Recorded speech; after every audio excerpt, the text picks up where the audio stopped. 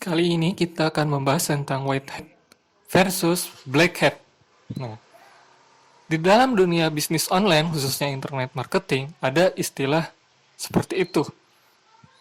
Black hat itu sendiri bisa bermakna cara mengakali suatu sistem ataupun algoritma atau apapun itu tidak sesuai dengan prosedural.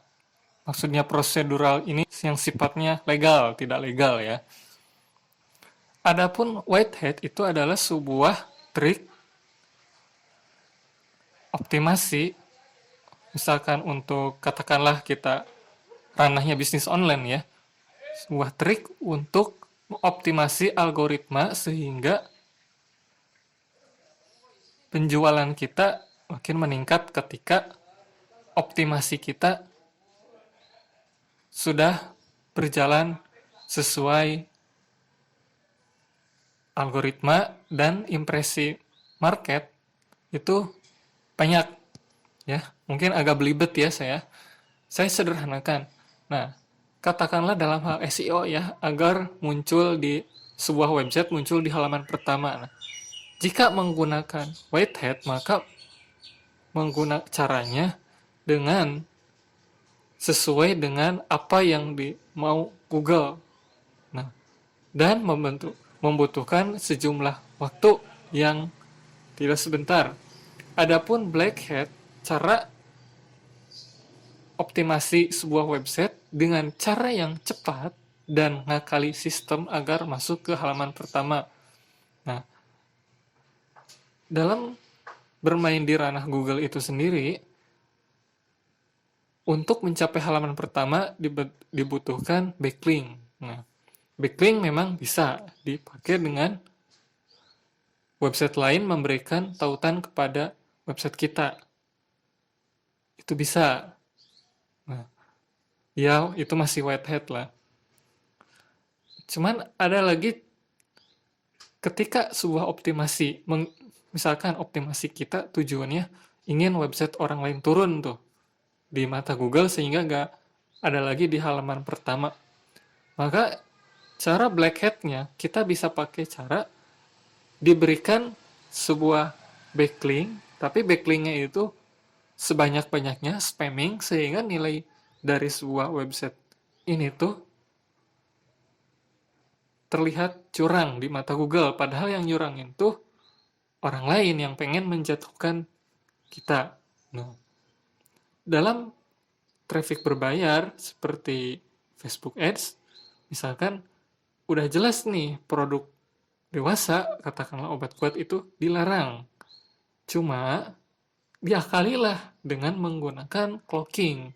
Artinya ketika Facebook mau melakukan sebuah review robotnya ke dalam website jualan kita, itu dialihkan ke website yang aman. Sementara user Facebook ketika dia mengklik iklan kita, dia masuk ke dalam website yang vulgar. Yang ini tentu saja melanggar privasi policy-nya Facebook. Ataupun dalam hal Google ya, kalau SEO kan teknik gratisan, kalau dalam Google Ads teknik berbayar ya, muncul di halaman pertama paling atas, tapi ada biaya harga per kliknya, dan setahu saya di bidang jasa tertentu, katakanlah ya, anti rayap, per kliknya bisa sampai 15.000 setahu saya ya, karena naik turun dan cenderung naik setiap tahunnya. Misalkan nih, ada kompetitor yang pasang iklan di Google Ads. Nah, maka dengan cara black hat, kita habisin budget iklan dia dengan cara menggunakan sebuah software ataupun robot, nanti itu mengklik iklan kompetitor kita agar anggaran iklannya habis. Walaupun Google bisa mendeteksi ada spam klik ke dalam sebuah iklan, tapi bisa diakalin lagi. Jadi IP address-nya itu dirotasi sehingga bisa terus klik nggak ada konversi sehingga budget iklan kompetitor cenderung mahal dan habis. Itu tidak hanya di dalam bisnis online, di offline pun juga sama. Kadang ada juga yang menggunakan black hat, cara kotor yang tidak prosedural, katakanlah mau bangun sebuah properti di mana harus ada izin mendirikan bangunan, analisis AMDAL ya, dampak dan lingkungan, cuma pakai cara black hat ini diakalilah supaya izinnya gampang keluar, cepat, biaya semurah-murahnya, katakanlah membayar sejumlah uang kepada oknum pejabat. Tentu, kalau bicara untung rugi, maka pengen dong seorang pengusaha mendapatkan untung sebesar-besarnya dengan modal yang minimal. Maka kadang-kadang melakukan cara yang di luar legal, ilegal ya. Seperti tadi ya, bangun properti ataupun apapun itu supaya izin cepat keluar,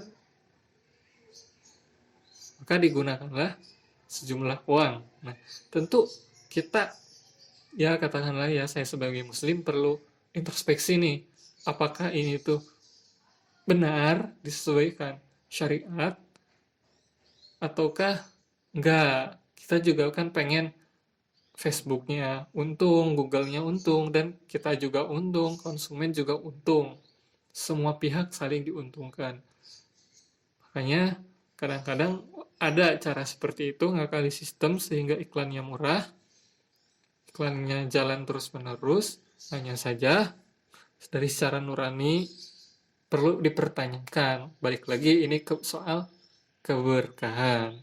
Bukan semata-mata untung sebesar-besarnya, tapi juga kita perlu pertimbangkan masalah keberkahannya. Kenapa? Karena kita tidak akan selamanya hidup di dunia. Jadi seperti itu ya, white hat dan black hat. Saya sebisa mungkin, walaupun saya ngomong syariat, ngomong keberkahan, mungkin dalam prakteknya saya agak nyerempet-nyerempet dikit. Saya juga berusaha agar selalu dalam koridornya yang white hat ini, berusaha dihindari, walaupun kadang-kadang ada juga yang nyerempet-nyerempetnya. Ini juga bahan pembelajaran, evaluasi buat dan menasehati diri saya sendiri supaya kita lebih berusaha menggunakan cara-cara yang sesuai dengan norma-norma hukum, agama, dan tidak merugikan orang lain dengan cara mengakali sebuah sistem.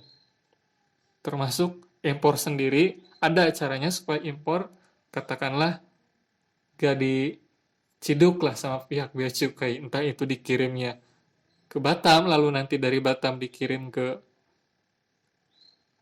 alamat kita.